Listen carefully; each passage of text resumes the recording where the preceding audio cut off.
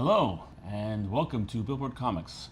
I hope that you are well. I hope that you found this well, and thank you for stopping by and checking in. This is my Guiding Lines sub-feature. I go over the upcoming week's new releases. This is going to be covering the releases for June 18th of 2025. I hope that you enjoy what you see here. If you like what you see, please think about subscribing, hitting the like button, maybe the little bell for notifications. And if you have any suggestions or tips or anything you might want to see in this, maybe I could do better, maybe you like one segment better than the other, maybe I shouldn't spend so much time on similes, maybe you want more time done to books that are coming to a close, let me know. I'll try to adjust it to you. This is pretty much one of my lowest rated segments here, if you could call like the YouTube algorithm as being ratings. So I'm trying to prove it and just see if people still want it around. It's not the first time I've said this in this feature. It probably won't be the last, but the last time might be actually the last time. I know a lot of work for you to do as soon as you can sit down and watch this video. I apologize. I'm a horrible host of a YouTube channel. But you know what? I would like to have a little input on this. So if you can help me out, that'd be greatly appreciated. Let's start off like we do every week with what I consider to be the big book of the week. The big book of the week every week is what I think is going to be the most, at least for me, catches my eyes being the most important or most look forward to or most important book of the week. It might not be the same as yours, it might not be the same as anybody else's, it might not be the same that the comic book companies want me to have. I say like, the man's going to keep me down. I'm not going to do what the man thinks I'm going to do. Sorry, I don't mean to sound that way. It's basically just like what I catches my fancy and I would like to bring your attention to. So I devote the most time of this whole segment too, because a lot of times I just try to list stuff. I just want to give you like a little history and a little backstory and a little information about why it came into existence. And for me, the big book of the week for the 18th would be Krypto, The Last Dog of Krypton #1. What's that here? Do I hear like a whole bunch of just people clicking off this video? Bye. And you know what? I didn't pick this up for my pull list either, but I understand the whole segment. Like there's certain camps that people who like view Krypto fall into. Either he's goofy, lame, Silver Age BS, or he's totally rocks, totally awesome part of the Superman mythos. At least for my travels, it seems like they fall in either one there. Or in the middle, they don't care at all because they don't like Superman or whatever. But the highest populations are probably in those two I mentioned here. Obviously, the reason why Krypto, the cutest superhuman dog in the entire universe, gets his own series this week is obviously because he's a major player in the Superman movie. It's the first time he's being adapted into live action as far as I could tell. I don't know if he made any appearances like in various like TV series like Superboy or Lois and Clark or Smallville or anything like that. Doesn't ring a bell to my memory. But then again, my memory isn't quite what he once was. He was created in the 50s, back when Superman was not just the biggest thing in comic books. He was also one of the biggest things in the world. He had his own TV series, he had a series of movie serials, and DC Comics was kind of like putting their stamp on anything that could be possibly used as super to make sure they had the first shot when it comes to trademark and copyright for it. This is the same era that spawned, like I think 10 to 15 years that spawned Superboy and Supergirl and Beppo the Super Monkey and Comet the Super Horse. Basically, if they had anything that could possibly be made into a comic book featuring super, they want to make sure they had the rights to that man, woman, or animal so nobody else could use it. And Krypto was part of that. But of course, during the time it was created, I believe in the 1950s, was during the space program. And quite famously, at least in the Soviet Union, the space program used, for test subjects, they sent up a dog. I believe the dog's name was Laika. Laika, up to test, see if living beings could survive in space. And they sent the dog up there, and I don't know the entire story behind it because I am not Russian, I'm American, and I am old, but I'm not that old. But I do know they did use dogs in their space program, put up there. And of course, when it comes to comic books leech off pretty much any kind of influence they could possibly get. So being that a space dog was in the newspapers around the same time as he was created, all of a sudden Krypton used the dog as a test subject for the rockets that would eventually send Superman to Earth. Only the dog's spaceship took a little bit longer to get here. For me, as far as I'm not like I said, I don't own a lot of Krypto appearances. I don't have a whole long list of Krypto favorites. I don't know if I've read a couple issues from him, featuring him, I should say. But he is an indelible character in the history of Superman. He's one of the few that lasted. You don't see a lot of Beppo the Super Monkey anymore. You do see Krypto every so often. One of my favorite episodes of his is when doing the Alan Moore Whatever Happened to the Man of Tomorrow arc, where he sacrifices his life to protect his master. You don't have to love Krypto to be a dog lover. You don't have to be a dog lover to love Krypto. But I'm a dog guy more than a cat guy, and that got me a little bit. Very emotional, very powerful. However, as I said, the reason why this is getting made at all is because they want to have something with Krypto related on shelves. So if anybody is compelled after watching the Superman movie, which is coming out next month, wants to actually, read an adventures of the cutest dog ever, and I believe Krypto is probably going to score very highly with audiences in the movie. I think he already made a big splash when he appeared in the trailer. So he's probably, if they don't mess it up, he will probably be one of the best things about the movie. So if it brings people into the comic book stores to try to read a book about the superpowered dog, DC Comics would like to have a comic book about the superpowered dog on the shelves, and something that's relatively close to actually like a new book that they could actually pick up off the shelves and not have to go digging through back issue bins to try to find out back issue appearances of the character. And this is not alone. I mean, comic book companies always do this for characters that are coming up. DC also had a Metamorpho series, and they also have a Mr. Terrific series that's on there. I am surprised they don't have a Guy Gardner series either in the works or coming out or already being published. It's basically just like trying to, I don't know how much of the actual monetary boost it gets, but this is the reason why I get it. I'm sure most savvy fans probably already know this already. I'm probably talking to, preaching to the converted, if you will. But yeah, this is pretty much why Krypto now is getting a series after all these years, and it's only going to be a 5-issue miniseries, so it will be still going on while the movies in the theaters. But it's who knows? Maybe if the dog makes such an appearance that everybody rushes to the comic book store and sells out of this series, maybe Krypto will get his own ongoing series out of this. Dubious, but you never know what might happen.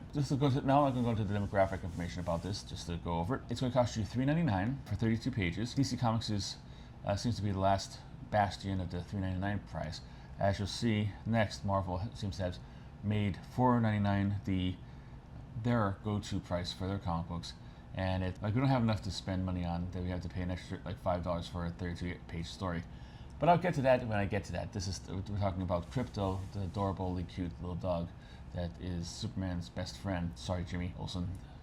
I hate for you to find out this way, but yeah, dog is always a man's best friend. So, but it's $3.99 for 32 pages, and it's going to be a 5-issue series. This is the first one.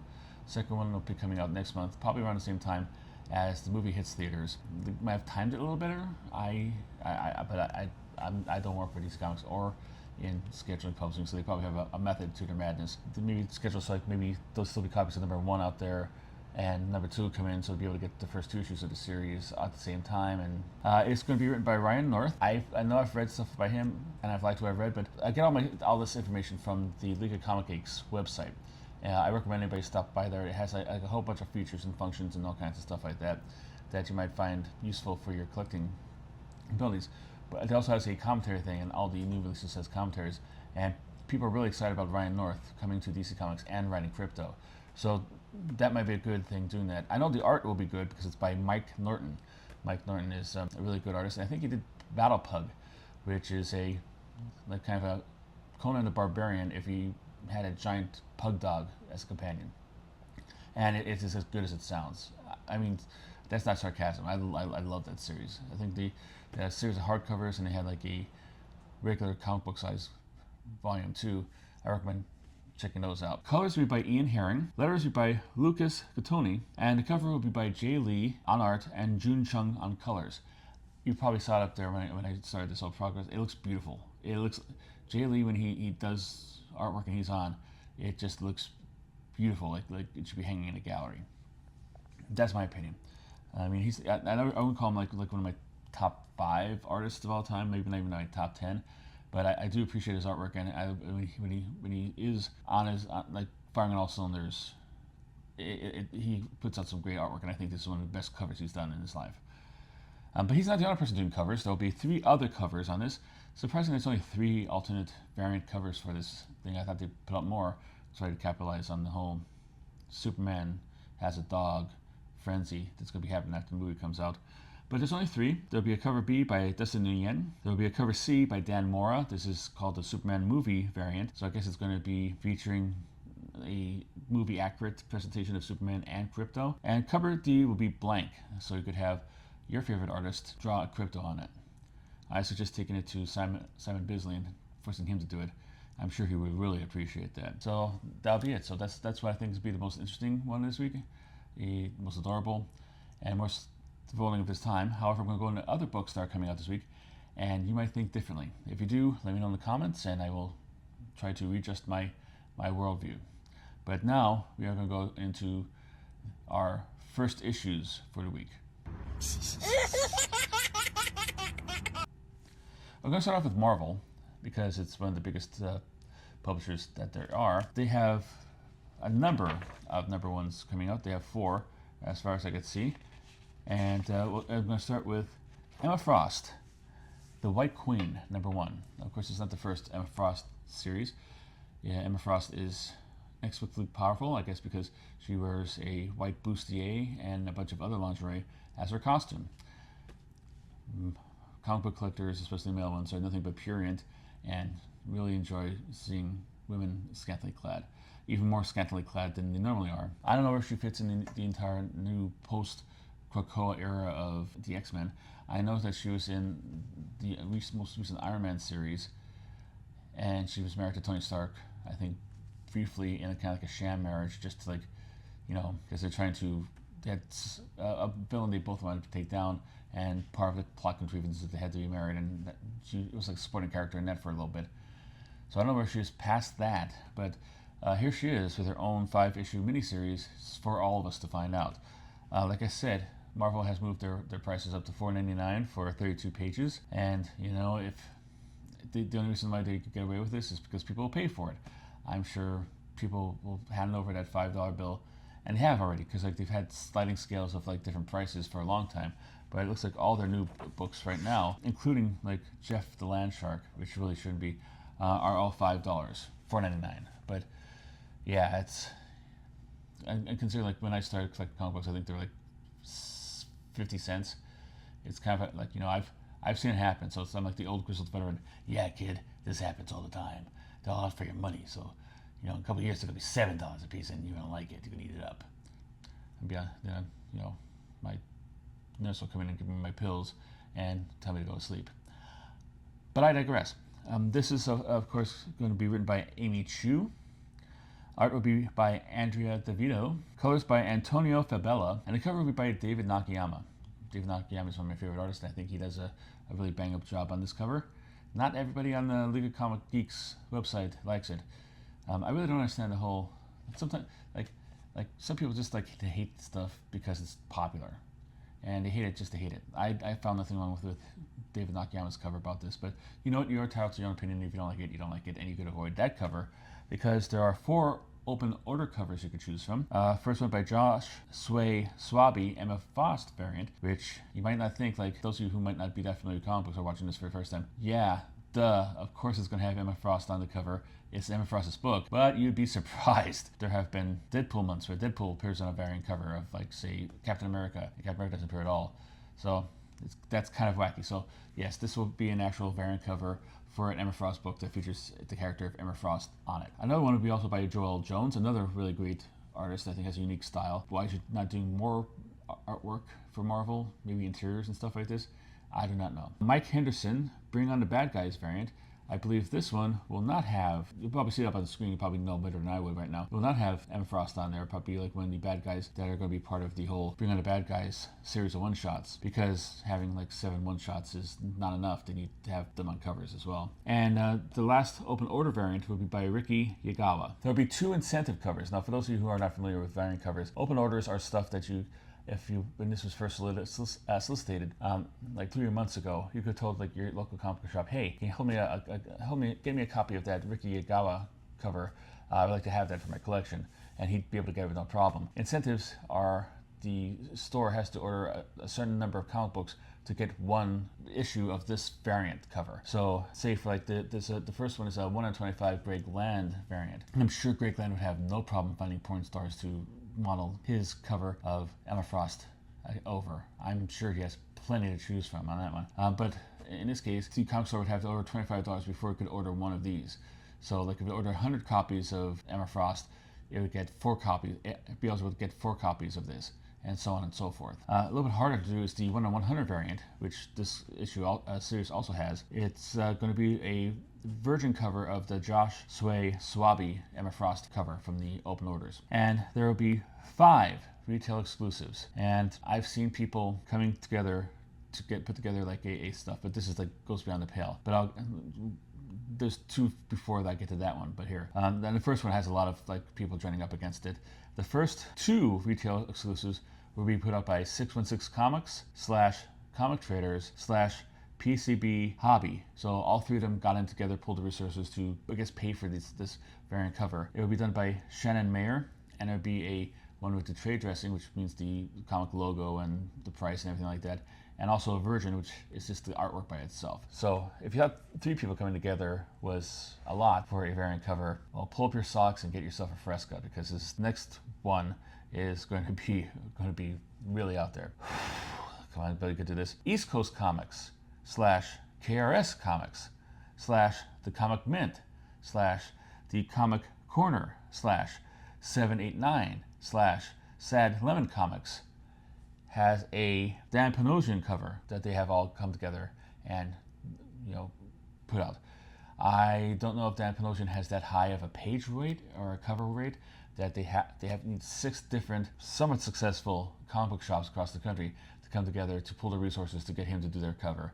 But this is the world we're living in right now. So if you are a fan of any of those, or that's your local comic shop, any of those 6, and you like Dan Panosian, that's where you get his cover from. And the next 2 retail exclusives are from Night of Comics, Heroes Con variants, both done by Godtail, Darius Godtail. One will have the trade dressing on, and one will be a virgin variant. And I believe this might be sold at their booth at Heroes Con. Heroes Con is coming up, I believe, if you're watching this when I'm posting on Friday, this weekend. If you're watching it Monday through Wednesday, it was this past weekend, I believe. I'm not sure. It's a great comic book convention. I really think it's really cool. But it's probably that's the variant they're selling at the comic book convention. Next up, we have Godzilla vs. the Avengers #1. Godzilla has been making his way through the Marvel Universe. Marvel Universe has finally wised up and decided to team up against him, and the Earth's Mightiest Heroes are going to try to take him down. This is $4.99 for 32 pages, and it's going to be one shot, but it's the 5th one shot of 6 one shots where Godzilla takes on the entire Marvel Universe. So it's not really a one shot. It's going to be written by David F. Walker. Pencils will be by George Gianti. Inks by Carl Story. The colors will be by Frank D'Armata, and letters by Corey Pettit. The covers will be by Lineal Francis Yu, who will do the artwork, and Frank D'Armata is going to be coloring that artwork. There will be 6 open order comic books. One drawn by Dave Bardin. A Lee Garbett versus poster. He's done this kind of cover for all of the Godzilla one shots. It basically looks like a fight poster, like an old-fashioned fight poster. Godzilla versus Avengers tonight, one night only. Yada. Pretty cool concept, I think. Michael Allred, Godzilla, King of the Monsters homage variant. Michael Allred is another one of my favorite comic book artists, and this is a kind of thing where it's the trade dress made to look like the Godzilla book from the 70s and 80s. I believe we went up to the early 80s, because Marvel did publish a Godzilla book back at that time, where Godzilla actually crossed over the Marvel Universe. There will be a Mitsuhiro Arita variant, a Nick Bradshaw Monster Homage variant, and a Takashi Okazaki foil variant. There will be 2 incentives, a 1 in 25 by Tony S. Daniel, and a 1 in 100 of the Mitsuhiro Arita variant, but only a virgin. Next up, one of Marvel's most popular recent characters, and for me, I kind of understand why, but I can't understand why it's this big. Yes, ladies and gentlemen, Jeff the Land Shark gets a new #1. Now, I usually have a policy in here that I don't cover reprints of the digital offerings on Marvel Unlimited or anything like that. I can't find anything on this saying that this story has appeared anyplace else, so that's why I'm covering it here. If you are a fan of this show and watched every episode of it, and you say, listen, you 3 episodes ago you said that you don't do reprints, and this is a reprint. How dare you? A curse, a pox on you and your family for generations. Don't know. I just go by what the solicitation tells me, and the solicitation didn't say that this was an adaptation or anything. Obviously, the character was popular, like kind of kitschy popular, even beforehand. I'm not familiar with the character. I have like maybe one issue featuring Jeff the Land Shark in it, and I've never read any of the stuff that's on Marvel Unlimited.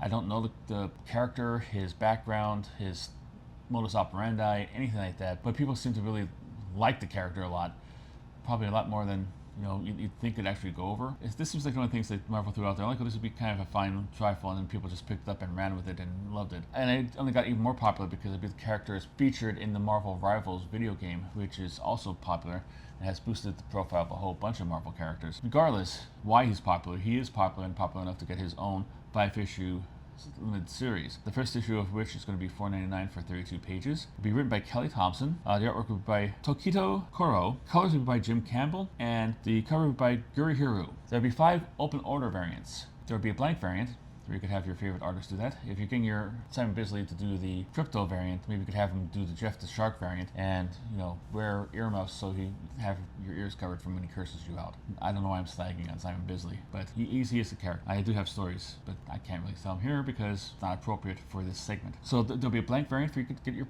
drawings on it. There'll be one by Ricky Agawa. It's going to be a foil variant. There'll be a cover by Stanley Art Germ Lau, and it'll be a Marvel Rivals variant, kind of tying into the game in some way, some form. There'll be a Todd Knock Iconic variant. He's been doing iconic variants for a whole number of comic books. And there will be a variant cover by Tokito Koro, the main artist in this series. There'll be 2 incentives. A 125 by Naofuji, a 125 by Naofuji, and a 1/100 of the Stanley Art Germ Lau Marvel Rivals cover, but only in a Virgin this time. And there will be 1 retailer exclusive. That will be a KRS Comics, Sad Lemon, The Comic Mint, 789 East Side Comics Todd Knock homage character. And it's going to be an homage to the Incredible Hulk issue, The Number Escapes Me, where Wolverine's on it and you can see Hulk's reflection in his claws. Only it's Jeff with a whole bunch like water, and you can see Dr. Doom's reflection in it. Those guys, I guess, had to pull the money to make 2 variant covers for their retail stores. More power to them. Next on is the start of the next series of one-shots that Marvel's doing. Instead of actually having an actual mini-series devoted to it, they're going to have a series of one-shots. Bring on the bad guys. Doom #1.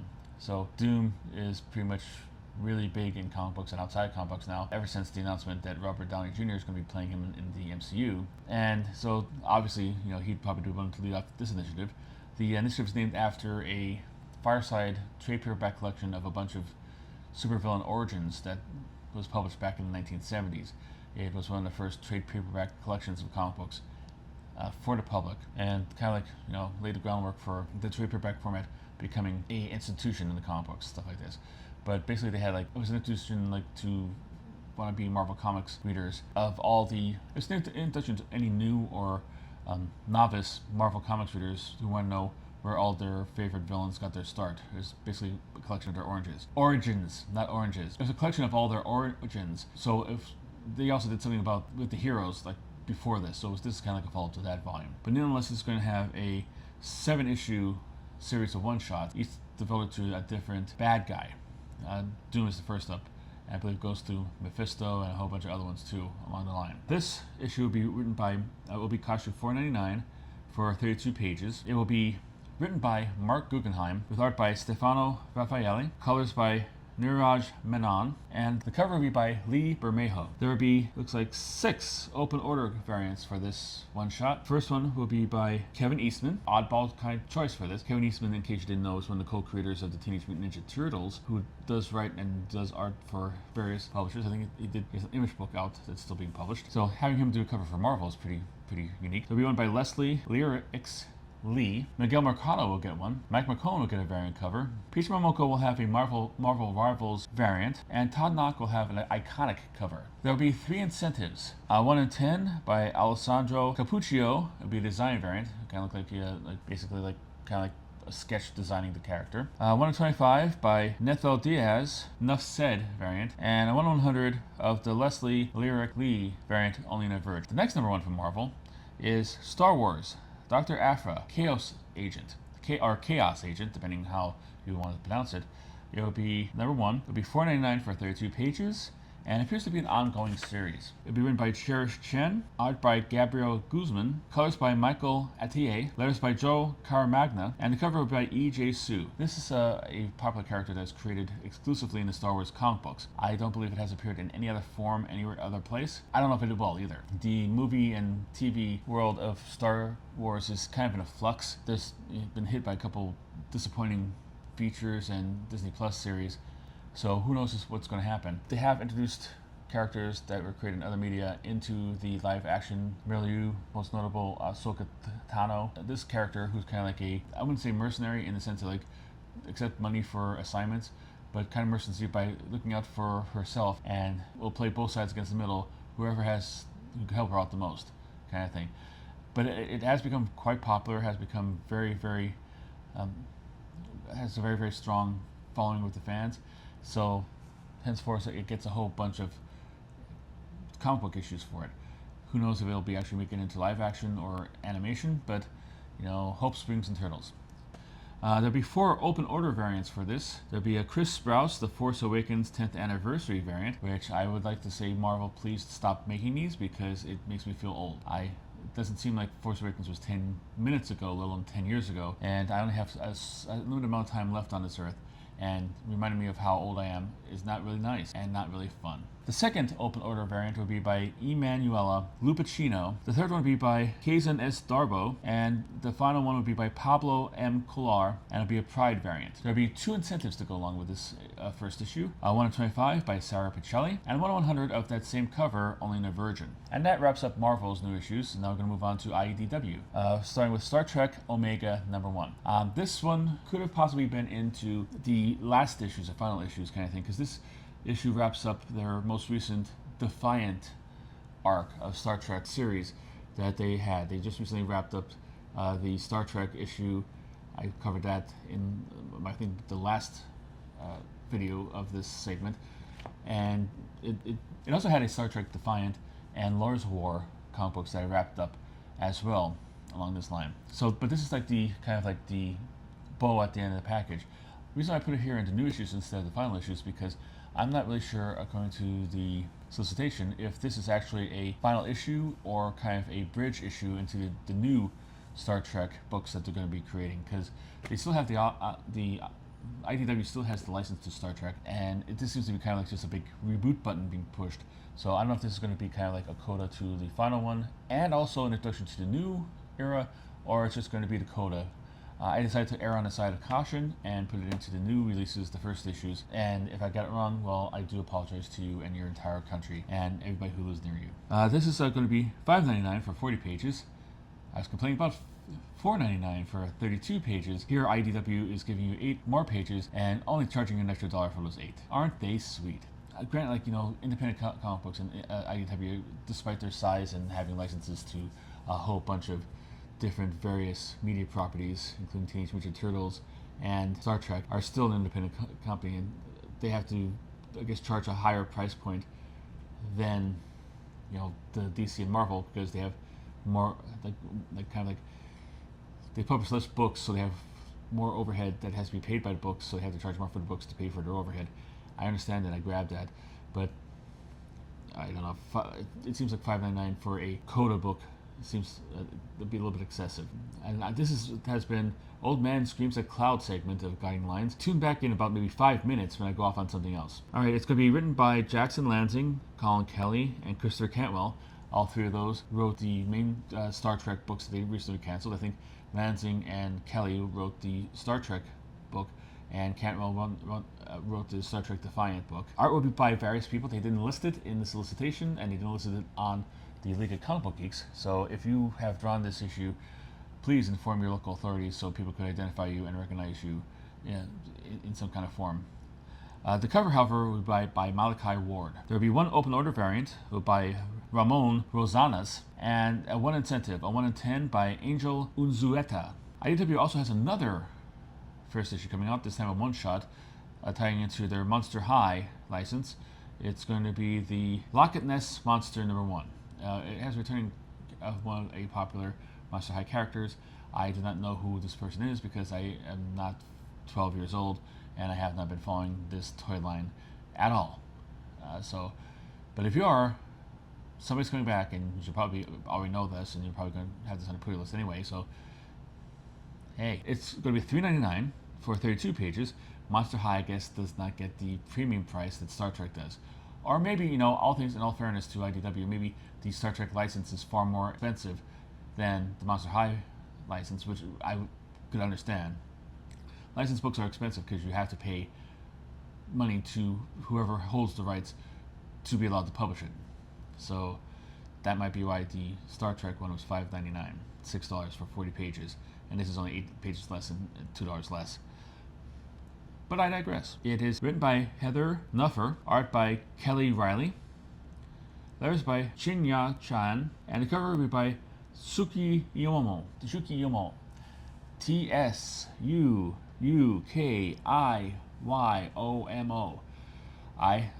Every week, I mangle the names of people here, and it seems like today, because Fate knows I have problems with this, they're throwing a whole bunch of Japanese names at me, which are incredibly hard to pronounce for me.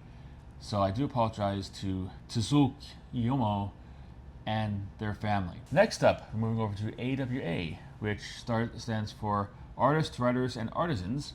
I screwed this up last time, and I decided to make sure I correct that mistake by getting this there. Because last time I thought I had it down. I thought it was Artists, Writers, and Artists. And I thought I had a moment of doubt. Did you ever have that? Like when you think you know something, you know something, but then all of a sudden you doubt for just 1 second, and that kind of makes you rethink the entire thing, and then you kind of panic, and you screw up, but then you realize you're right to begin with, and you shouldn't have screwed up at all. That's what happened to me last week with this. But it's Artists, Writers, and Artisans. I think it might be rebranded as AWAW, which would be Artists, Writers, Artisans, and Writing People. Why do you have artists and artisans that aren't they essentially the same thing? I'm sure there's a long, involved process saying why there's a difference there, but I don't really care enough to know about it. No offense to AWA. The issue that they have is They Chose Violence, number 1. This seems to be a grindhouse kind of action-adventure kind of thing about 3 women who are kind of fighting for revenge. Kind of like something that Quentin Tarantino directed, only with less feet shots. It will be written by Sheldon Allen, art by Mauricio Campatella. The covers will be by Danielle Caramanso, and letters will be by Matt Bowers. The artwork on the cover will be by Raza. There'll be one other cover, a cover B by Kyle Baker. It looks like a old-time 1970s movie poster, like a grindhouse poster. Kyle Baker is another. This is a fine display of some of my favorite artists today. I'm doing covers and variant covers. Kyle Baker is my favorite artist. He's a really nice guy too. I met him one time, and I got autographs for a book, and he was just totally cool and totally sweet and totally nice. And you should look into some of his work. He got started off being like photorealistic, kind of like Bill Sienkiewicz, kind of Neil Adams kind of guy, and then he kind of moved off into a more cartoony, and he's skilled at both, and I admire that. He's a really talented artist and individual. So yeah, if you want to get only one variant cover this week, I'd recommend going Kyle Baker until I find somebody else here who has a variant cover that of an artist I like, and I'll recommend them too because I'm a moron. Next up, Boom Comics has a new one. It's The Last Witch, Blood and Betrayal, number 1. It is $5.99 for 40 pages, and it'll be, I believe, a 2-issue miniseries. Only 2 issues have been solicited so far. Usually, Boom miniseries are 4 issues at least, but who knows? Maybe this is only the 2 one. This was a sequel to the Boombox series from about a year or 2 back, and this one appears to be just a regular adult-aimed Boom title, which I mean is a good strategy. If considering that the people who bought the first one probably grew up and are looking for more adult material or whatever. But if people even know about this, they probably think of it as a kid's book. So I don't know how well that will play, but who knows? Be written by Connor McCreary. Art will be by V.V. Glass. Colors will be by Natalia Nestorenko, and the cover will be by V.V. Glass. There'll be 3 variant covers, 2 open orders. One will be a cover B by Jorge Corona, a cover D by V.V. Glass. It's going to be a version of her main cover for the series. And there'll be 1 incentive, a cover C, a 1 in 10 Jorge Corona black and white virgin variant of his open order cover. Next up, Dark Horse, which wins the title of the most gangly comic book title of the week. I don't have an award made up for that, but if you want one, I'll try to make one up for you Mr. Dark Horse. The book is called The Oddly Pedestrian Life of Christopher Chaos, Children of the Night, #1. It looks like a kid magician. Lord knows we need more of those because we don't have enough of them. It's going to be $4.99 for 32 pages, a 4-issue series. It's going to be written by James Tynion IV and Tate Brumble. Good on James Tynion because he could probably just get any kind of book made by just putting his name on it, but having him help out another writer who might not be as well known or as popular, always a good thing, always nice to see. Art would be by Isaac Goodhart. The colors would be by Miguel Muerto, and the cover would be by Noah Dow. There'll be 3 other covers for this. Cover B by Gabriel Hernandez Walta cover. Cover C, Michael Dialnius. And cover D by Sweeney Boo, another nice creator who's a great artist. He's very sweet. Got an autograph at New York Comic Con, which is very, very nice. Next up, Dynamite. Dynamite shows remarkable restraint in their new issue this week. There is only 11 alternate covers, variant covers for this.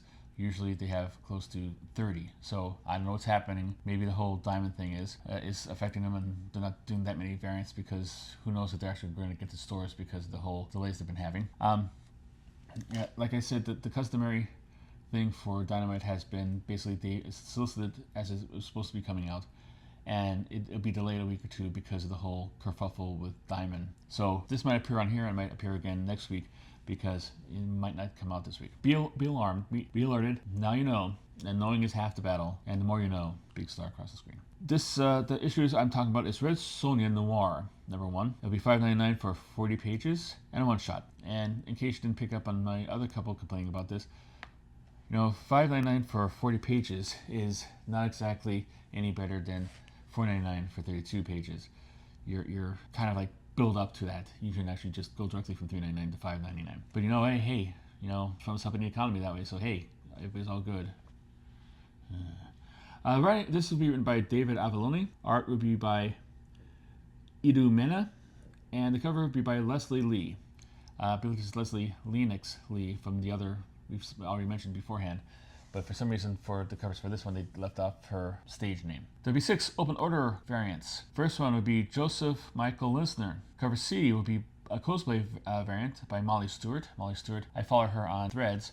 Very interesting. It's basically a whole lot of pictures of her in her. There will also be a cover D, a blank authentics version. This is going to be a white variant. I point out because you'll find out in a couple seconds. There will be a Leslie Lennox Lee metal version variant. They use her stage name here, I don't know why. Cover F will be by Joseph Michael Lisner. It'll be a version of his earlier open order cover. And a red blank authentics cover in case you want your Red Sonja drawing done on a red background. There will be 3 incentives, a cover G, a 1 in 10 of Molly Stewart's cosplay variant, but it's going to be virgin, so you get her visage without any kind of encumbrance of any words or prices. Cover H will be a 1 in 15 Joseph Michael Lisner black and white variant. I guess it's a black and white version of the earlier open order cover. And a 1 in 20 Leslie Lyrics Lee virgin cover. It's a virgin version of her, I guess her main cover. There'll be 2 retail exclusives. Luckily, only one person's name this time, 616 Comics. Not partnering with anybody else. And I thank you for this. I hate reading like 17 business names before I actually announce what the cover's about. They're going to have 2 covers out this week, both done by Kendrick Kunika Lin. One will have a bloody virgin variant and a regular version variant. The regular version is variant A, and the bloody variant is variant B. I guess the bloody one will be like, she'll be covered in blood, because, you know, if just seeing scantily clad women is not a fetish enough for you, wearing chainmail, seeing them covered in blood just amps it up just a little bit, adds a little more of like, you know, Red's hot sauce into it, the whole thing. Yeah, this is like every week it seems like we're getting another like, kind of like weird kind of like, you know, like, for lack of a better word, hoochie mama cover. And I apologize if that offends any feminists out there. I apologize if it offends any non-feminists out there. But it just seems like it's kind of like every time there's course adjustments, if something is like that selling as well, try to get more sales. And it seems they're going down the road of, you know, having semi-naked or naked people on their covers. You know, if it works, it works. Good for you. Next, a new comic book from Image Comics. I'm going to, in case you're watching this, and I can probably keep this in, you're not going to know how much I cut out of this. You'll probably be able to tell because of like the whole jumps and stuff like this. I'll be like, and that's it. But like kind of stuff like that. My A game is somewhere in Dubuque, Iowa, and I am winning on my V game and quickly approaching onto my Z game. And after that, I'll probably just explode. Anyhow, Image Comics has a new number 1 out. It's called Bloodletter. It ties into the Spawn universe. So it's going to be a little cottage industry for Todd McFarlane and Image Comics. So more power to them. It's, if very popular, people like to buy them, go for it. This is going to be $3.99 for 24 pages and a 5-issue series. Like the price, don't like the page count. I really like to have a breakdown as a consumer of exactly why you have to charge this much for 24 pages, while other people charge, like DC has $3.99 for 32 pages, which, if my math is correct, is 8 more pages. Why? They just everybody does price increases for willy-nilly. Yep, we have to do that. Prices are getting more. Tariffs, inflation, yada yada yada, and they all go through this and they all raise the prices. They don't give you really a breakdown of okay, our paper prices have improved by 70%. We have to pay our artists and writers another 20% to help keep up with the cost of living. No breakthrough like that. I guess everybody assumes that fans are going to assume that that's going to be, but if you're charging $2 more than what was the normal 2 months ago for your comic book, I as a consumer would like to know some reason where that money is going to. Is it going to your pockets, or is it going to the poor guy who's working 12 hours hunched over a artboard trying to get your comic book out? Because one would be far preferable than the other, and I think if you know me at all, you know which one would be which. But I digress. This issue will be written by 2 people, Tim Seeley and Joseph Illich, 2 people well known for Image Comics. The artwork will be by Christian Rosado, and Rosado will also do the cover on this. There'll be only one other cover, and it will be a blank cover. They call it cover B, so you could have somebody draw on it if you want to. Mad Cave has a new number 1 out this week, and one of my favorite publishers, and they still are at $4.99 for 32 pages. So it's going to be Bitchcraft, and the bitch is spelled with a Y. BYTCHCRAFT number 1. It's going to be $4.99 for 32 pages, and it's going to be a 5-issue series. The writing will be by Aaron Reese. The art will be by Lima Carrill, and the cover will be by A.L. Kaplan. There'll be one other cover, a cover B by Luciana Vecchio. Moving on to Oni Press. Oni Press has one new issue coming out, new series coming out. It's going to be Benjamin number 1. So it's going to be $5.99 for 32 pages, and it'll be a 3-issue series. This will be written by Ben H. Winters, art by Leo Max, and a cover by Christian Ward. There'll be a 2 open order variants, a cover B by Leo Max, and a cover C by Malachi Ward. And there'll be 1 incentive, a cover D, and 1 in 10 incentive of the Christian Ward cover only in a Virgin format. Next up, Titan, Return to Skull Island, number 1. This ties into the Netflix animated series, which ties into the greater monsterverse of King Kong, and I guess assume Godzilla as well. Godzilla is everywhere. You cannot escape him. He will be in your comic book soon. If you're writing one in your bedroom and you hope to publish one day, he'll slip in there and you won't even know it. This will be $4.99 for 32 pages. It's going to be the first issue of a 4-issue limited series. Writing will be by veteran Simon Furman.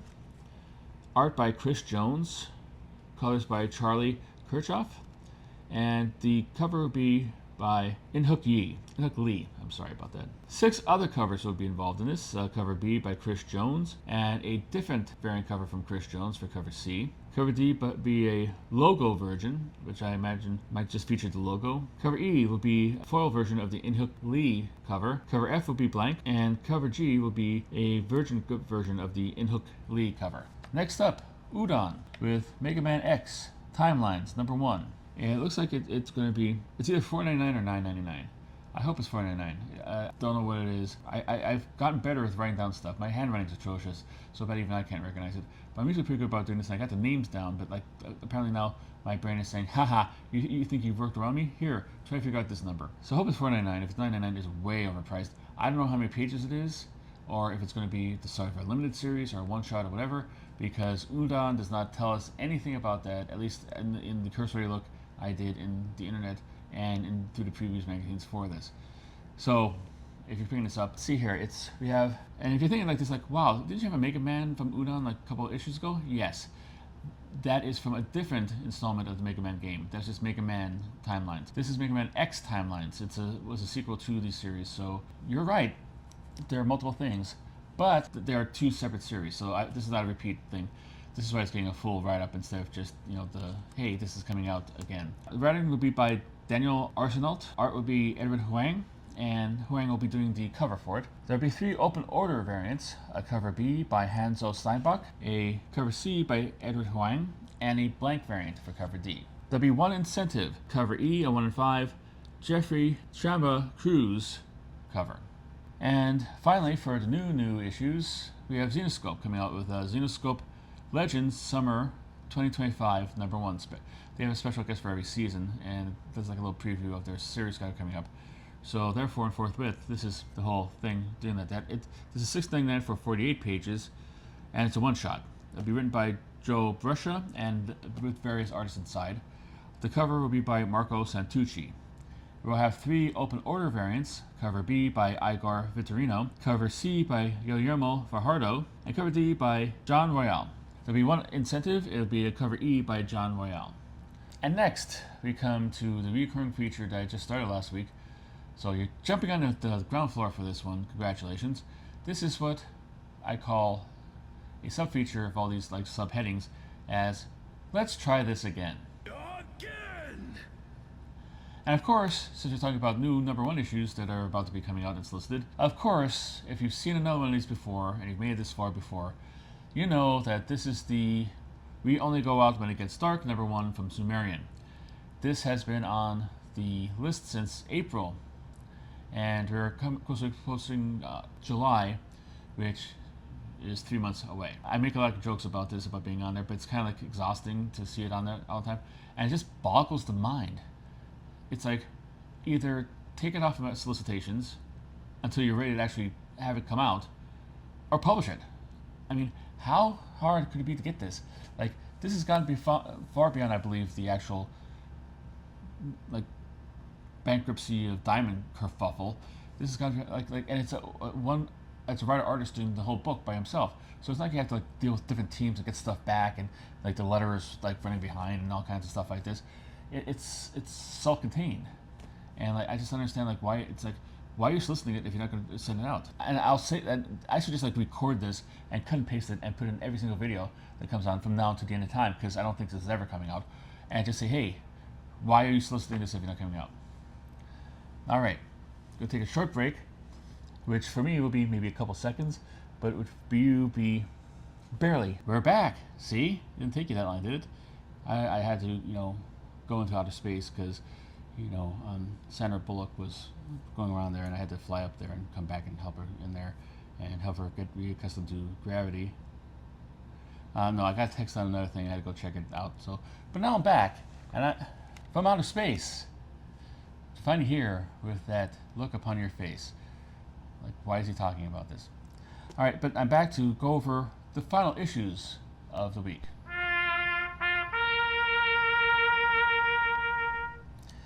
I'm going to start off with, as I usually do, with Marvel.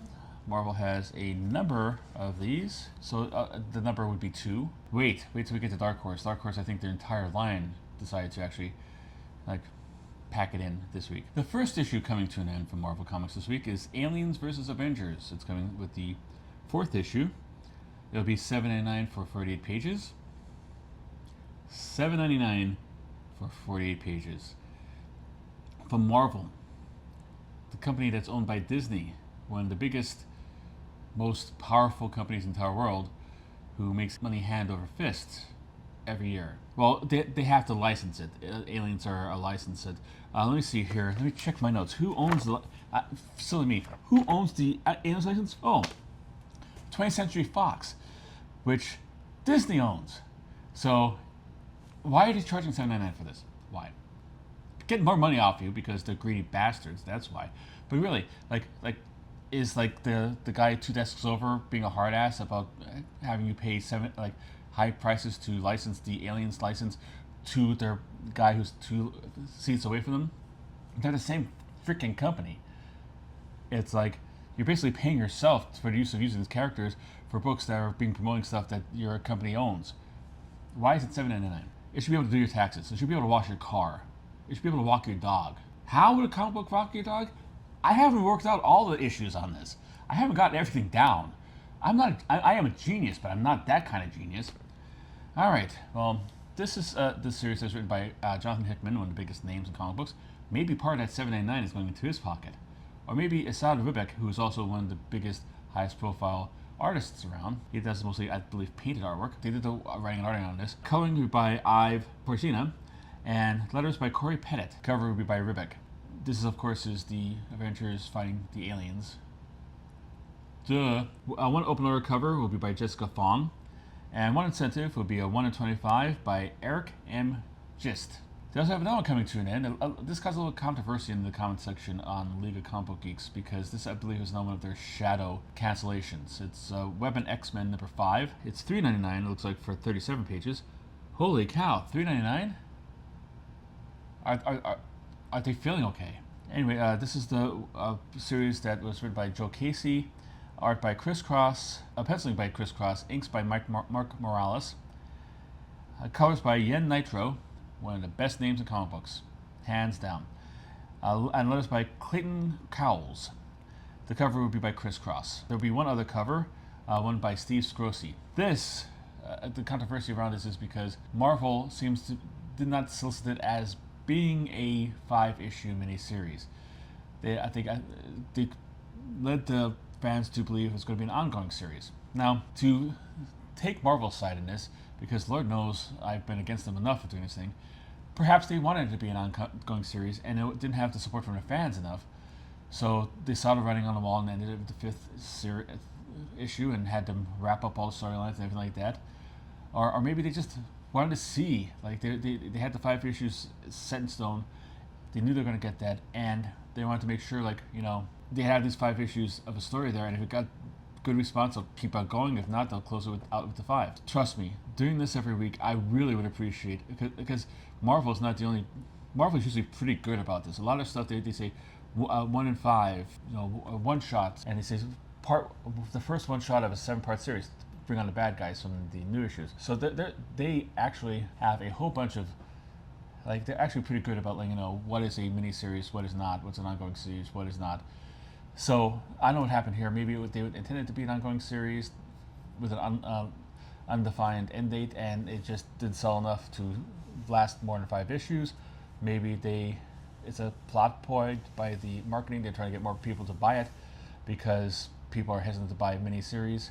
I've actually seen somebody in the comment section of League of Comic Books for this issue saying, like, that's it. I'm not buying any individual issues from Marvel ever again. And, you know, I'm old enough to say, yeah, right. I've made promises like that before and I backpedaled almost immediately. So good luck with that. Good luck, babe. Regardless of what happens, it ends now. And it's only going to be a 5-issue series in the grand scheme of things. So if you like the series, it's no longer going to be published after this. Don't expect it in your pull list after this upcoming week, and who knows, maybe the creative team will come together and do something else in the future. Be on the lookout for that. If it is, I will let you know here, because that's what Guiding Lines is all about. Next up, we have another comic book coming from Image Comics. We have a final issue from Image Comics. It's Copra number 50, and I believe I covered the actual death of Copra last week or a couple weeks ago, which I thought was going to be the official end of the series, but nope. We are going to get a coda, an epilogue, if you will, of the regular series for you to peruse, and this is it now. If they keep on coming out with, like, another last issue, another last issue, another last issue, I'm just going to ignore it. But this should be the end. Is it over? Is it really over?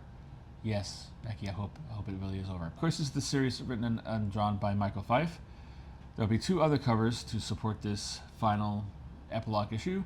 Cover B by Luke McDonnell. He's going to be a 1 in 15 incentive. Luke McDonnell is, of course, a classic artist from the 80s. He did Justice League of America, he did Iron Man, he did Suicide Squad, a lot of big things, and kind of like disappeared a little bit, but really good artist from that time. Glad to see him doing covers and getting some money in. And the second open order, the second other cover will be a cover C on 120 by David Lafuente. Next up, we have Dark Horse, which is canceling its entire line. Or at least it seems that way. There is four, count them, 4 series ending this week. How are they going to survive? How are they going to pay their employees? They have no comic books. I kid. First off, Vatican City, number 3. Surprisingly, this is only a 3-issue limited series. This is a concept where vampires have taken over the world, and the last bastion of humanity is Vatican City, the holy city where obviously vampires cannot come into. That could be like a Walking Dead kind of 120 issue concept. Of course, Mark Millar is kind of like the kind of creator who has the synapses firing at all times, so he kind of like, oh, okay, this is good. Okay, I'm doing something else, like kind of like a puppy chasing a ball or a bone or chasing kids around backyard. This would be $5.99 for 32 pages. $5.99 for 32 pages. I just wish like Image would just Dark Horse would just come to my house and just stick me up. Probably much easier, much more efficient. And I don't really get a lot of like Dark Horse comics to begin with, primarily for like reasons like this. And granted, they have like some here that are $3.99. You'll find out like a little bit later. They have a whole range of prices. But however, it's like Mark Millar taking you to the woodshed and making you pay him extra for each of these comic books. You should stick up for himself. He's not that great, When was his last good movie he had? Like it was The Kingsman, Golden Circle, probably. He's like multimedia, big name of comic books. Support him like getting his money wherever possible, but like, come on, $5.99 for 32 pages. It's excessive. This will have this will be written by Mark Millar, art and cover by Narwhal, and he will also be doing a black and white variant for the other cover they're publishing for this book. Also ending this week from Dark Horse is Stranger Things and Dungeons and Dragons: The Rise of Helene, number 4. That might be the official title. It might not be. It's The Rise of Hell something. Can you tell like I'm like losing my luster about this segment? Last one only had 1 view for like 3 days and went up to 5 views. And I appreciate all you guys who are watching this. I appreciate everybody who's watching this. I'm just a cranky old man, and this is the way I could be snarky in public and not have people point and laugh at me because I can't see them. You might be pointing and laughing at me. I just can't see you. All right, $4.99 for 32 pages, and this, of course, I would like to mind you, is licensed by 2 of the most popular properties in the entire world: Stranger Things and Dungeons and Dragons. 2 licenses, and it's like $1 cheaper for Vatican City for the same amount of pages, 32 pages for exact. All right, it's written by Jody Hauser and Eric Campbell, art by Diego Galinda, colors by Diane Souza, and the cover will be by Miles Wall. There will be 3 other covers for this. Cover B by Sebastian Perez, cover C by Daniel Irizarry, cover D by Jeremy Wilson. Now, of course, if you know anything about Stranger Things, like the characters inside that play Dungeons and Dragons quite a bit, and it seems a perfect marriage of properties here. This should have been like printing money. I don't know how well it did in sales figures. Now that the whole distribution system is all fragmented, it's quite hard to get any definitive number for any kind of list or anything like that. It is ending with its 4th issue coming out Wednesday. Another licensed title from Dark Horse is ending. Assassin's Creed Mirage is ending. A Soar of Eagles, I believe is the name of it, the subtitle of it. $3.99 for 32 pages. Another license for $2 less than Vatican City for the same amount of pages. Make it make sense. Why? Granted, Assassin's Creed is probably like 3rd on the depth chart of all the licenses I've mentioned from Dark Horse so far. But $2 less than that, $1 less than the Stranger Things Dungeons and Dragons one. Make it make sense. This is written by Michael Avon Oeming. Art would be by Mirko Kolak. Colors by Lauren Affe. Letters by Jimmy Betancourt, and the cover will be by Julie Dillon. The final last issue from Dark Horse is an original property, at least I think it is. Who knows, it might be a video game that I haven't heard of, because I am old and I'm not up on all the latest video games. You kids with your Super Genesis, Nintendo, PS16s. Ooh, Get off my lawn. This is You've Never Heard of Me, number 5, $3.99 for 32 pages. The writing letters will be by Iolanda Zanfardino. Art will be by Elisa Ramboli, and Ramboli will also be doing the cover for this final issue. Mad Cave has a final issue coming up, but it might not be a final issue. Care to explain, Bill? Well, yes, I don't mind. This is the final issue solicited, at least for the next conceivable couple months, of the Flash Gordon series, Flash Gordon number 10. $4.99 for 32 pages, written by Jeremy Adams, art by Tom Duranick, one of my favorite artists, somebody who I actually know and like and have had multiple conversations with, one of my hometown neighbors kind of thing, sorta, kinda. We're from the same geographic region, so that counts for me because I'm impressed by that kind of thing because I'm simple, I guess. But really nice guy, really down to earth, really good, great family, great person. Buy his stuff. But I digress. Poetry will be by Lee Lowridge, and letters will be by Taylor Esposito, and the cover will be by Will Conrad. Like I said, this is the last solicited. Actually, before I go into that, there'll be one other cover, a cover B, by Marika Cresta. I say this is the last issue, like I said a couple weeks ago when Dick Tracy, which reached its 10th issue and ended. I believe they still hold the license, and from what I've read online from various places and people talking and stuff like this, it's going on hiatus. It's going to be coming back. So this is like the final issue for now, but I'm including in here just in case it is like kind of like the final issue forever. It's supposed to be coming back. When it comes back, I'll put it back in as an issue of note kind of thing. The same thing with Dick Tracy if it comes back, but if it doesn't, this will be the final issue of it.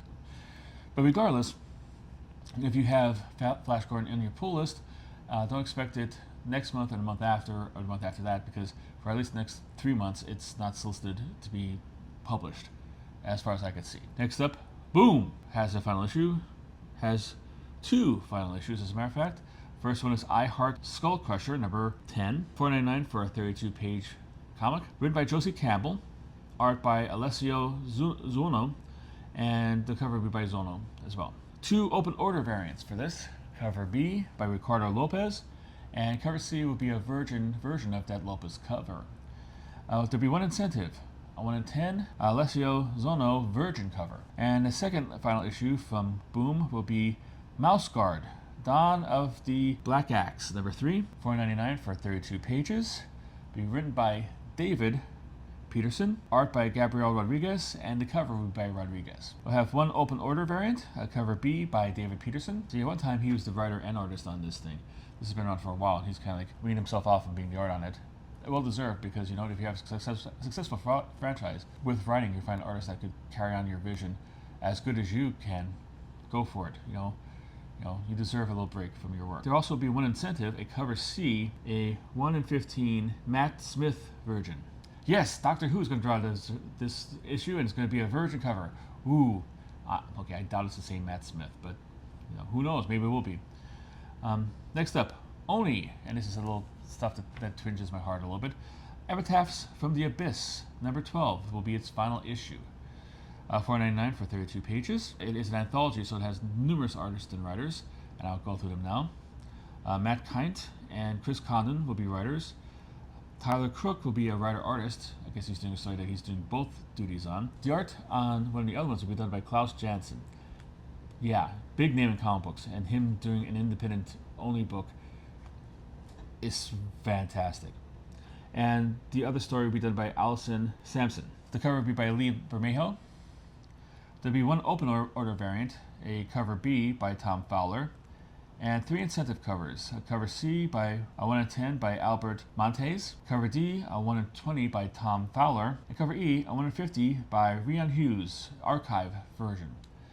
This, of course, is like one of the original EC tie-ins that only did when they got the EC license. I've been enjoying it. It's horror done in the EC vein, so to speak. It seems to capture the original spirit of the stories at the very least. Quality for anthologies are always up and down, but I think it landed more on the upside of that equation than the downside of the equation. I don't know if they're replacing it with anything else. I know they keep on making other series, mini-series and stuff like this, and they have recently, as you from last week's video know, they are making the move into serialized format, where they're doing horror stories featuring 1 protagonist and an ongoing story through all the issues, which, that was bad enough. But if you're doing away with the anthologies that you're doing from EC, why even bother keeping the EC kind of like logo? Because you did so well with paying homage and honor to the actual EC comics, and now you're going off in the other direction. Old man yells at Only Comics. Okay, next up, Titan has one coming through. It's another one of their licensed ones. It's RuneScape Untold Tales of the Gaplands. It's part of the RuneScape franchise, RuneScape Untold Tales of the God Wars, number 4. It'd be $3.99. I don't know how many pages it's going to be. Titan did not tell me. Apparently there's some kind of game, you get some credits for the game if you buy this. I guess it's like some kind of code you can get. I think it's a video game, maybe. Like I said, is Donkey Kong still being made? Is Burger Time around? Written by Ryan O'Sullivan, art Sid Kodian, and the cover will be by Jacob Wabelka. There'll be 2 other covers. Cover B by Jacob Wabelka. It'll be a black and white version of his original cover. And a cover C by Dave Baker. And our final issue, for this week at least, is one from Amp Comics. Prodigal Son number 4. It'll be $4.99. How many pages? Your guess is as good as mine. I couldn't find anything online where they told us about this. It's done from a story by Martin Kove. If that name sounds familiar for you, you probably recognize him from the Karate Kid movies and Cobra Kai. I prefer to remember him from Cagney and Lacey. That's one of my mother's favorite shows. She loved that show. And, a whole generation of people know him as being an evil guy. But he was like a hero. I mean, it was a cop show. It wasn't like kind of like the whole... It's more of a procedural than actual kind of like him going out and rescuing people from a skyscraper. But he was a good guy. He was kind of like a normal down to earth kind of guy. And he was just like he was like my memories from him, and I could be wrong because I haven't seen it since my mom passed away, and I don't think she watched it probably 10 years before she did. But he seems like kind of like more of a sweetheart, like a nice, jovial kind of guy who would have your back no matter what. And the fact that part of me thinks he should be remembered for that because he's so good in that role, but he was also even better as the sensei from Karate Kid, which he was a right bastard in. So that's his legacy. And I'm like, dude, if only like Cagney and Lacey lasted for 10 seasons and became a part of Americana, and you could have been known for that instead. It's just funny how that works out. But the actor Martin Kove came up with the story idea for this, and I guess he handed it over to other people, who I'm going to mention now, to carry it out. It's a 4-issue series, so this is the final issue of it. I don't know if he's going to do any more comic book work. I don't know if this one made a splash. This is the first time I heard of it. But then again, like, I don't usually, I don't peruse like previews with a fine-tooth comb. Mea culpa, I apologize. The creative team that Martin Kove trusted for this is Don Hanfield and Clay Adams for writing. Art by Alper Gesgel, that's G-E-C with a little hook underneath it, G-E-L. Lettering by Clay Adams, doing double duty here. And colors by Sarkhan Sarikaya. I don't know who's doing the cover. I don't think they listed it on there, or if they did, I missed it. I apologize. Guidelines where you care enough to do something. Alright, so that wraps up the last issues. I see the clock on the wall means this is a really, really long video. I'm cutting a whole bunch of stuff out of it. I know that already. But if you're sticking around this time, I really appreciate it. Thank you very much. I trust me, I appreciate all the things. I'm growing slowly, step by step, inch by inch, and everything a little bit helps. If you have made it this far, you find it useful, you like my sarcasm and my information and all kind of stuff like this, please send a like, and you can subscribe, because I do this every week, as long as it means I get some views for it. If it dries up and nobody watches it, I'm not gonna. Obviously, shows are canceled and people don't watch them, even lame ass crappy ones that I do. But yeah, so subscribe, hit the notification bell, comment if you want to, if I missed anything, if you have any more information to add about any of these, just do what you can, and I would appreciate anything you do about that. But let's go on to what I think are issues of note. This looks interesting. Issues of note every week are basically issues that are not first issues or final issues, but issues that you might be interested in or might need to know about, like new arcs that you could jump on with, or new characters coming back, or new creators coming back, or something like this. Basically something that is in the rank and file issues that are not don't catch you might not catch your attention as much as the new issues or the final issues. Got it? Get it? I knew you could. You're awesome. You're great people. All right. Marvel issue of note is Ultimates 13. $4.99 for 32 pages. It's an ongoing series as far as I could tell. Written by Dennis Camp. Art by Ron Frigeri. Colors by Federico Blee. Cover by D.K. Ruan. He's doing the artwork. And the colors will be by Niraj Menon. There will be 2 open order covers for this. Benjamin Su, 1 year in foil variant. And 1 variant cover by Federico Vincentini. There'll be 1 incentive at $125 by Greg Land. And this marks the 2nd year of the beginning of the Ultimates title. And it looks like it's going to go slightly in a new direction. It's going to be another level of development for the title and the subjects of the title. If you haven't been reading it, and if you had heard good things about it, this might be a good time to jump on.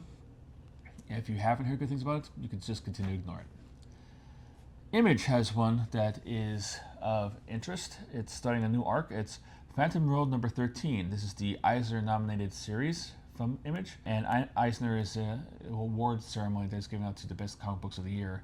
Usually at San Diego Comic-Con, it's given out. It's kind of like the Oscars of the comic book industry. But this Phantom World number 13, Phantom World was actually an Eisner nominated series, so it has quality. All right, it costs you $3.99 for 32 pages, and I believe it's an ongoing, at least this, as any Image Comics is an ongoing series. Written by Jeff Lemire, art by Gabriel Hernandez Walta, colors by Jordi Belair, sorry about that. The cover by Gabriel Hernandez Walta.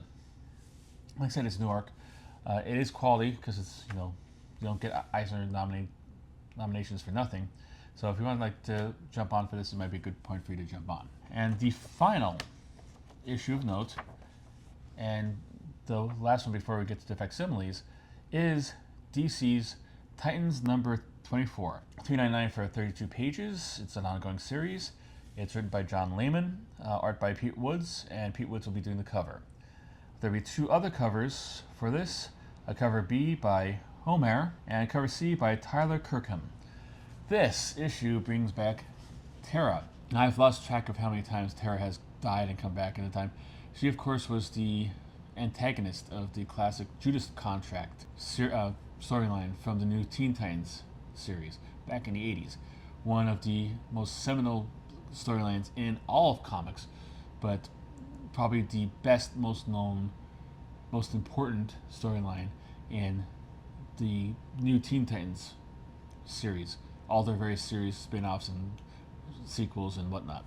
Basically, she died at the end of that one, and I thought there would be a perfect end to the character. She was essentially a character who joined the new Teen Titans as a new member, and they opened her in open arms because they're kind of that way. Hey, we like hanging out with new people. Come on. You have powers you can move Earth, throw rocks at people. You're in. Don't worry about it. So she comes in, and everything seems a little bit off with her. She seems like a little bit brusque, a little bit hard edges, and of course it's explained by her kind of have a hard life. She was the sister of Geoforce from The Outsiders, from a fake country called Markovia, and she kind of was homeless and she was on the run, and she was kind of an illegitimate, I guess, sister to Geoforce, but sister nonetheless. Similar costume and everything like that, and she lived on the streets, and she kind of was tough, and that's where the Titans wrote it off as being she's had a tough life, but in reality she was actually a spy for the Titans villain Slade the Terminator, meant to infiltrate them with the general idea of having them turn over to Hive so they could all be executed because Hive wanted them out of the way because they caused too much trouble for him. And she betrayed him and kind of created a whole bunch of havoc, especially with Beast Boy, because Beast Boy really had an attraction to her. They were he had a crush on her and stuff like this, and he thought it was a relationship, and she was just playing him and stuff. It's very complex. I'm not going to tell the whole story to you, but she was a main antagonist for that, and at the end she was shown to have almost dead. She went crazy, and her powers were crazy, and she destroyed the entire Hive headquarters, and it collapsed on top of her, and oh well, obviously she's dead. But she came back a couple times. Some of it was alternate reality mumbo jumbo. I think some of it was like maybe the whole Infinite Crisis hitting the glass wall, bring her back. There's a couple other characters that actually had the same name, Terra, different powers, I believe, trying to make the Terra thing work. And then she came back, and of course she was a character in the various and sundry Teen Titans cartoons. But nonetheless, she's a very important character in the history of the team, of the Titans. So she is back, and interesting because the makeup of this Titans is kind of like half of like people who knew her and a lot of people who didn't. So it's going to be good makeup by that, but we'll see how she's going to be used in this series, starting with this one. So if you want to, like, if she's one of your favorite characters, now you know when you go to the comic book store to pick up this issue, because you'll be able to see at least the beginning of her arc in the series. All right, now moving on to our final segment of this video, and thank you again for hanging around. I really appreciate it. If you did, like, subscribe, hit the notification bell, you know the deal. I would appreciate it, but I appreciate you, because if you do that or not, just being here and watching this. I really, really do. Thank you very much. But I digress. We are now moving on to facsimiles. I'm going to start with DC Comics, because they have two comics that they're doing facsimiles of. There's first one, alphabetically at least, is Adventure Comics number 210. It's only going to get one version of it. It's just going to have just facsimile. It's not going to have a foil or a blank version. It's just one thing, so don't go in there looking for a foil or blank version. The reason why this is being released today, along with the Crypto series, is because this is the first appearance of Crypto in comic books. Smart marketing there, DC. That's not me being sarcastic. You know, you could get the latest issue of Crypto, and also the first appearance. And also, if people, like, if stores order enough of this, and I hope they do, I hope they're prescient enough to know, put two and two together. Oh, Crypto's in the Superman movie that's coming out a month later. I should probably buy a whole bunch of this in case the little kids come in and want to know, do you have any comics of Crypto? You could put them right to this and say, this is their first appearance. It's repeated the first appearance from their back when in the 50s. So this tells you how he came there, and you can read all in once. Gee, thank you, mister. And you go out, have a happy little kid reading comic books, and they might come back and buy more off you. So this is incredibly smart to have this as being a facsimile. Of all things, like, you know, DC seems to actually have really put thought into, like, the whole facsimile game in a lot of aspects. We'll see with the second one again. But yeah, so, like, this is, like, kudos to them, and, you know, just hopefully, like, retailers were smart enough to take advantage of that. The second comic book that they are doing a facsimile of will be Batman 619. As I mentioned last week, they didn't have a tie-in to the original Hush line. They seem to have been doing facsimiles of all the Hush issues from back in the early 2000s to correspond with the Hush 2 kind of series that's going on now in the Batman books. This one, they took one off last week. They had a different Batman book. They had a Batman, I think, 6 as the facsimile. But they're back, so they're continuing on with this. I do not remember exactly how many they have done so far, or how many have to go yet. But this is Batman 619, and it did take place in the original Hush line. It does have a regular facsimile, but it also has a foil variant. And if you notice, like, if you say, well, where's the picture of the foil variant? Number one, I don't find a lot of them online, and if you do, it's like, okay, it's the main cover, only darker, because the foil doesn't show up as well as it does the regular version. So just imagine the regular version I just popped up there a couple seconds ago, but darker and metal. Moving on to Marvel, and like I said a couple weeks ago that they were going to go through this and have facsimiles for all this storyline, and you know what, it's been proving me right. It's Fantastic Four number 49. This is I believe, part 2 of the Coming of Galactus storyline from the 60s. The first appearance of the arc that made a first appearance of Galactus and Silver Surfer, and that whole cosmic kind of, like, phenomenon. This is going to have a regular facsimile of the actual issue, and it will have a incentive variant. It'll have a 1 in 25 Mike Mayhew variant. I like Mike Mayhew's work. Not quite as good as Alex Ross, but he's a similar kind of seems like painted out artwork. But he does have like really good eye and imaginative for creating scenarios for the actual characters that he's doing. So, and I like the way this cover looks there with the big old Galactus head there. So obviously, of course, this is again some smart marketing for Marvel. It's going to reprint the entire Galactus saga story from this time, the first appearance, just in time for his first appearance in the MCU in the Fantastic Four First Steps movie. So once again, we have another kind of like way of like introducing people to the characters if they want to come in after the movie to find out more about the characters. Very smart. So that's it for this week. Which ones of these are you getting? Which ones would you not get with a 10-foot pole? Which ones did I miss? Which ones should have been on here that weren't? Which ones were I too snarky with and you don't agree with how mean I was? Which ones did you wish I would be meaner about? Please let me know in the comments. Please like, share, subscribe if you can. And I'll be back. Please, and first of all, watch this. I really appreciate it. If you made this at this point, thank you. I'll be back again next week with another Guide in Lions. But until then, keep on collecting.